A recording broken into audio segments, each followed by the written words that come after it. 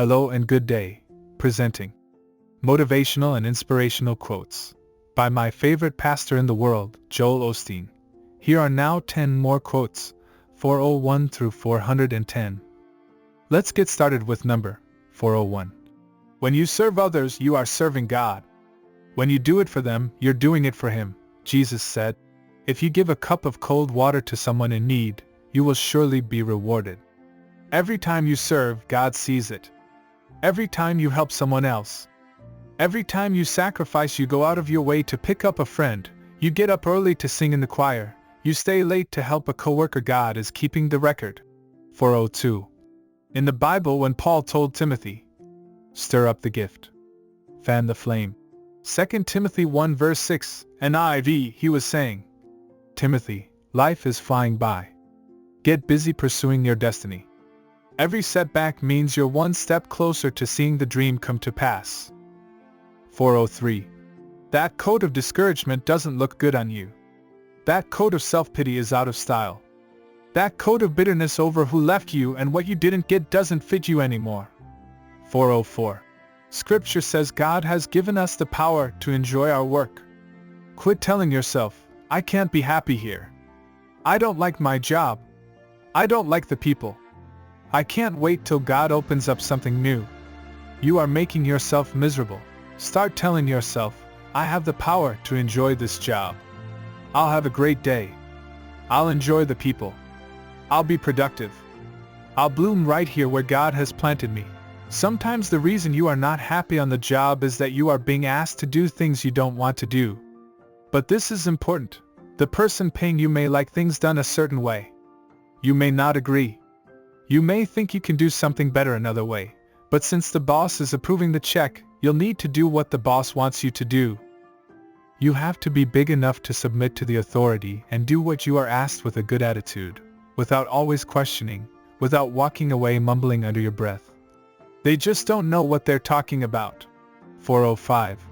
Really, anyone can have a good attitude when everything is going well. We can all celebrate and be grateful when we're on the mountaintop. But where are the people who give God praise even as the bottom falls out? Where are the people who rise up each morning and prepare for victory and increase in spite of all the news reports predicting doom and gloom?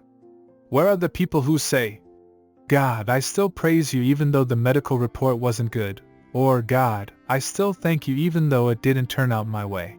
I believe you are one of those people. I believe you are of great faith.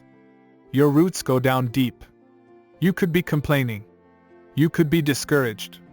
You could have a chip on your shoulder, but instead you just keep giving God praise. You've got that smile on your face. You're doing the right thing even though the wrong thing is happening. That's why I can tell you with confidence that you are coming into greater victories. Enlarge your vision. Take the limits off God. You have not seen your best days. God has victories in your future that will amaze you. He will show up and show out in unusual ways.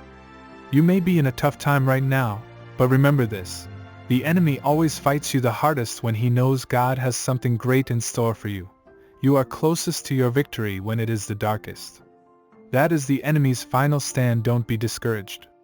Don't start complaining. Just keep offering up that sacrifice of praise. 406. Lord, thank you that my health, my finances, my dreams, and my future are in your frame. I am protected.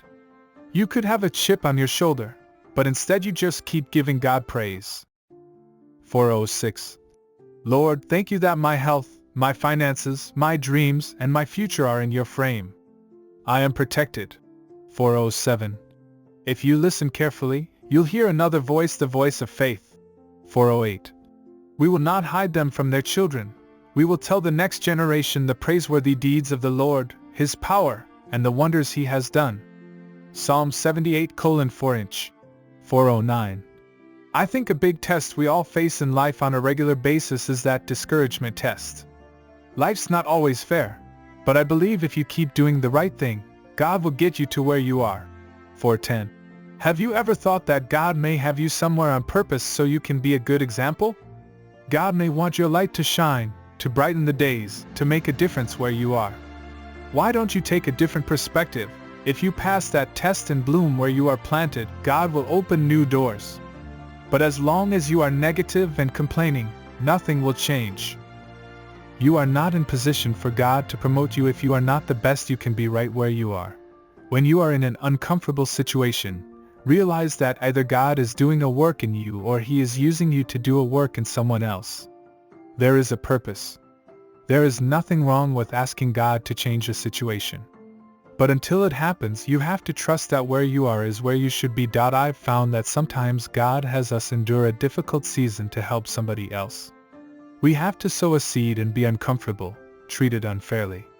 We have to be extremely patient and kind and overlook things just so another person can become what God has created that individual to be.